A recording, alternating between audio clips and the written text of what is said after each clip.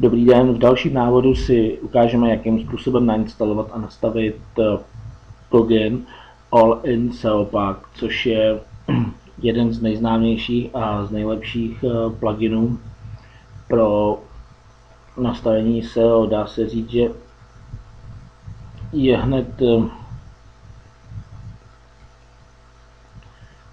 podle mého názoru je nejjednodušší pro uživatele z těch pluginů, které jsou absolutně na špici. Takže opět půjdeme do nastavení nebo do pluginů, opět instalace pluginů, vyhledat All-in SEO Pack. Při vyhledávání nám to nabídne WooCommerce s All-in SEO Pack, nebudeme potřebovat, protože ten je pro WooCommerce, což je e-shopový plugin pro WordPress, a najdeme si All-in SEO Pack a nainstalujeme ho. Následně ho v pluginech aktivujeme. Tak a půjdeme do nastavení All-in SEO Pack. Ty starší varianty byly normálně, jste mohli najít v nastavení, ale ta novější verze už má své vlastní menu, to znamená All-in SEO, All-in-one SEO. Tak a nyní nastavíme ten plugin. Tak hlavní nastavení.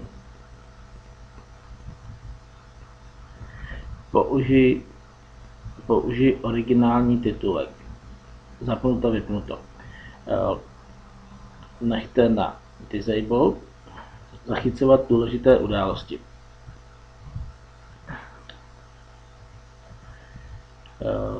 To bych nechal nezaškrtnuté. Důležité nastavení je Homepage Setting, to znamená titulek hlavní stránky, popis hlavní stránky a klíčová slova hlavní stránky. Já jsem zde napsal do titulku tutoriály a návody pro WordPress. A pokud se podíváme do zdrojového kódu stránky, tak uvidíme v sekci Head, uvidíme, že titulek je tutoriály a návody pro WordPress. Pokud to změníme, třeba, což je sice nesmyslný, ale aktualizovat volby, to vrátíme zpátky, je to pouze pro ukázku, dáme refresh, tak uvidíte, že se nám titulek změnil přesně podle toho, co jsme tam napsali. Takže tutoriály a návody pouze pro WordPress. Já přepnu na celou stránku, aby jsme se v tom lépe orientovali. Tak zde je titulek. All-in SEO Pack používá hook lépe, takže většina těch meta keywords a meta description se zobrazuje ve spodní části té sekce Head, takže děláme další nastavení, aby jsme viděli, jak to pracuje dále. Smažíme to pouze, protože to je hloupost.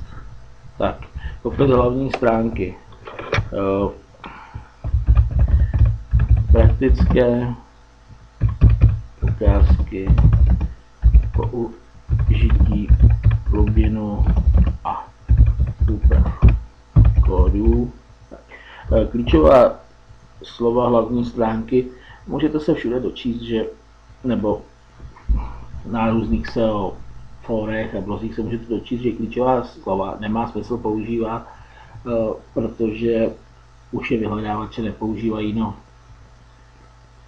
je to tady, tak si to vyplníme, ať víme, jak to funguje. To znamená WordPress,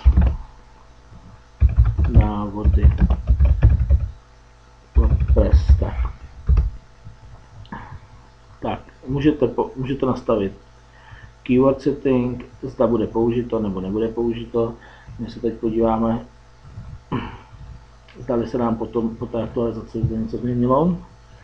Tak vidíte, máme keywords, máme použitý, máme povolené, to znamená, že se nám to zobrazilo WordPress, návody pro WordPress, to, co máme tady, to, co máme tady zadáno. A stejně tak se nám tady zobrazil i ten description tady. Praktické ukázky použití pluginu a úprav kódu.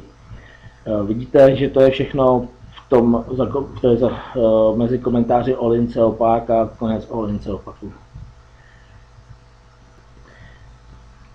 Tak, další částí je nastavení klíčových slov. Je zde zaškrtnuto použít tagy pro meta keywords. Já osobně bych to nechal odškrtnuto z toho důvodu, že pokud ty keywords nevyplníme a jsou tam nějaké hloupé tagy, jako třeba já jsem tady měl tag 1, tag 2, tag 3, tak se nám to vyplní do těch klíčových slov, což nevypadá dobře. Používat rubriky pro meta klíčová slova. Tak, když se podíváme do rubriky kategorie naše články, tak vidíme, že All-in opak má zde meta name robots, content, no index follow a nic víc. To znamená, že my zaškrtneme používat rubriky pro meta klíčová slova, dáme aktualizovat volby.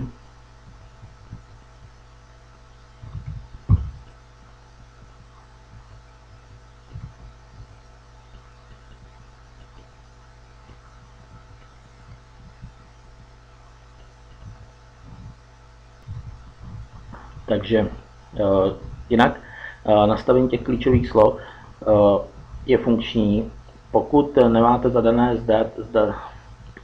zde ty klíčová slova. Takže když se podíváte na hlavní stranu a máte zaškrtnuto používat rubriky pro meta klíčová slova, tak se vám do meta keyword naše články nezařazené, což jsou rubriky. Pokud to změníte na tagy, nebo přidáte tagy, dáte aktualizovat volbu, tak se vám do toho meta keywords začnou spát tagy. My ale určitě budeme chtít tady nechat ty naše klíčová slova.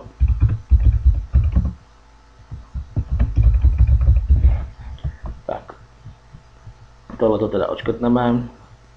Dynamicky generovat klíčová slova pro post page, záleží na tom, jestli chcete, aby se to generovalo nebo ne. Necháme to odškrtnuté, dáme aktualizovat volby a uvidíte, že ty klíčová slova už budou ty WordPress, návody pro WordPress. Tak, další titulek. Nastavení titulku. Přepis titulku je povolen. Capitalize titles. To znamená, že se budou automaticky generovat velká písmena na začátku. Že jsem neřekl nějakou hloupost. Formát titulku stránky a formát titulku příspěvku, formát titulky rubriky, archivu, štítku, hledání. Tak v podstatě se jedná, pokud si podíváme do zdrojového kódu, tak vidíte, že naše články, to je kategorie naše články, a WordPress tutorial, to je název webu. Takže vy si zde můžete pomocí těchto tagů nebo funkcí nastavit, co budete chtít. To znamená, pokud budete chtít mít pouze titulek stránky, bez toho, aby zde bylo ten oddělovač a název blogu, jméno blogu, tak smažete tuto část a bude se to tak zobrazovat. Můžete to, pokud k tomu nemáte závažný důvod to měnit, tak bych to nechal nastaveno, tak jak to je. Description formát, description, popis kategorie. Pokud v té kategorii ten description nemáte, tak se nebude zobrazovat. Proto, aby se vám zobrazoval ten popis, to description, tak musíte mít ho v rubrice vyplněné popis rubriky naše články a vidíte, že se nám to zde v té kategorii vyplnilo description, content, popis rubriky naše články. Zde si doplníte, co budete potřebovat. Pokud to však nemáte zde, tak ten all-in opak to nemá odkud vzít a jak vypsat. Tak. Formát titulku 404 neexistující stránky. nebylo nic nalezeno pro tuto frázi, což je odpovídající, můžete si to změnit, jak budete chtít, a výpisový formát part page. Tak. Custom post type setting. Pokud šablona má vlastní typy obsahu, nebo je vytváříte, tak All-in opak vám umožní nastavit veškeré tyhle nastavení, které jsme už prošli i pro tyto vlastní typy obsahu. Můžete je buď vypnout nebo zapnout, a můžete zapnout i pokročilé nastavení, kde si můžete jednotlivé části zapnout nebo vypnout. Kontaktní formuláře a mediální soubory jsou defaultně vypnuty. Nechal bych to tak, jak to je nastavené, takže tohle to můžeme klidně vypnout. Tak.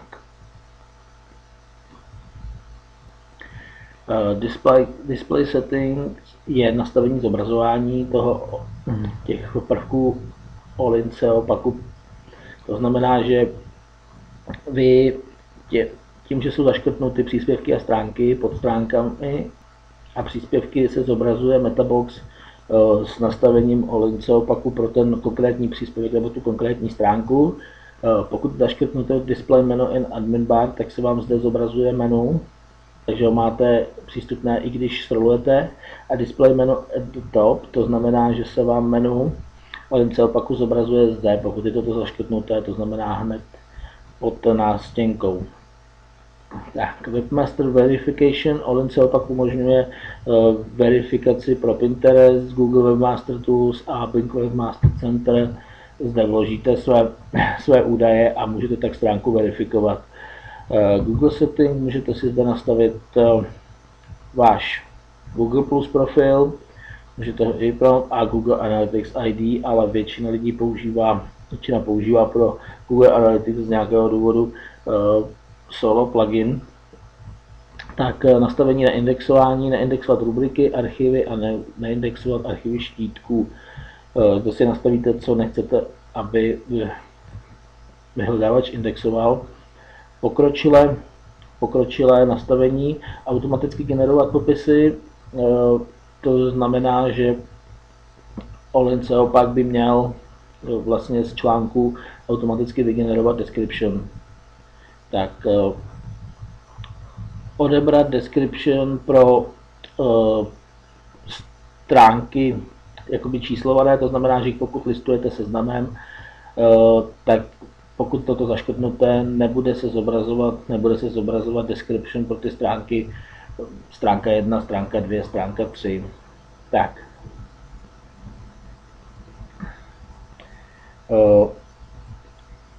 Zde můžete zadat ID stránek, které nechcete, aby byly tím All-in opak ovlivněny. Tak, zadat dodatečné hlavičky příspěvků, dodatečné hlavičky stránek a dodatečné hlavičky pro hlavní stranu a pro stránky blogu. Nejsem si zcela jist, jestli to vysvětlím správně, ale v podstatě, pokud potřebujete dodat do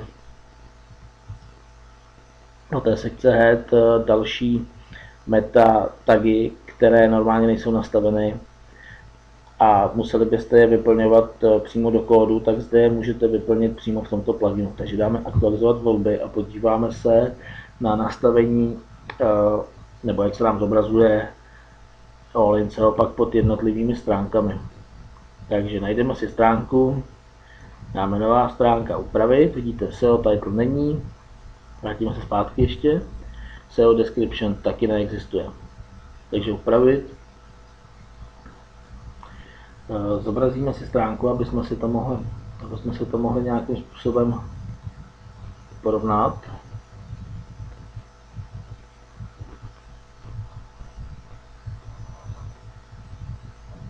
Tak, máme zde stránku, naše nová stránka, zobrazíme si zdrojový kód, vidíte, že se nám titulek vygeneroval nová stránka, oddělovač WordPress tutorial. Tak, All-in opak máme